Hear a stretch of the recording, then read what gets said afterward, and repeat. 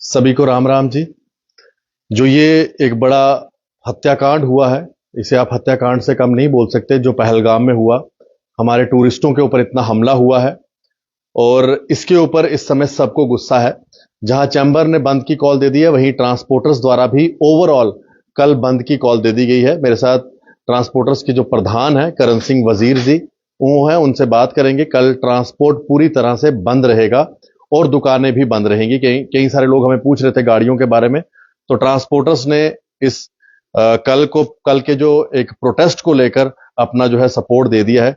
करण जी, एक बड़ा ही दुखद ये पूरा घटनाक्रम हुआ है कश्मीर के अंदर।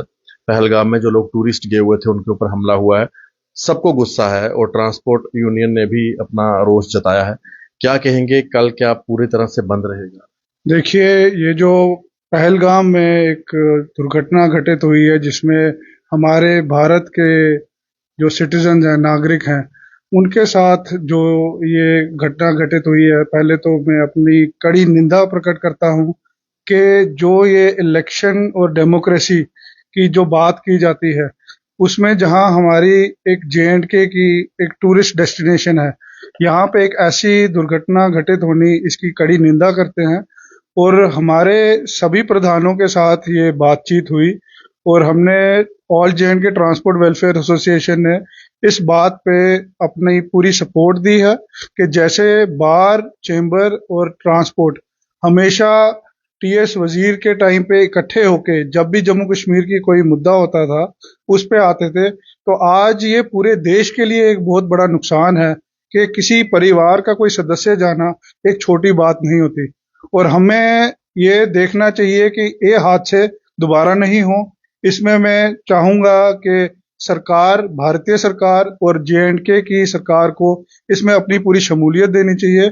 और उसी प्रकार हम कल हमारे सारे संगठन के साथ all JNK transport welfare association, bar और चेंबर, हम सारे कल एक वॉक ऑन कंडोलेंस और एक श्रद्धांजलि समर्पित करेंगे, जो कि हम राजेंद्र पार्क में कल इकट्ठे होंगे 10:30-11 के बीच।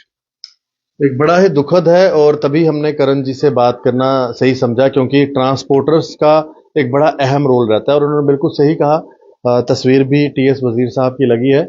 जब भी कुछ ऐसा रहा है, ऐसी कभी आपदा आई है, तो हमेशा खड़े रहे हैं सोसाइटी के साथ, और वैसे ही उनके बेटे भी अभी उसी सोसाइटी के साथ खड़े हैं। क्योंकि कश्मीर में जो ये हुई है किलिंग, ये बड़ी निंदनीय है और कल पूरी तरह से ट्रांसपोर्ट बंद रहेगा।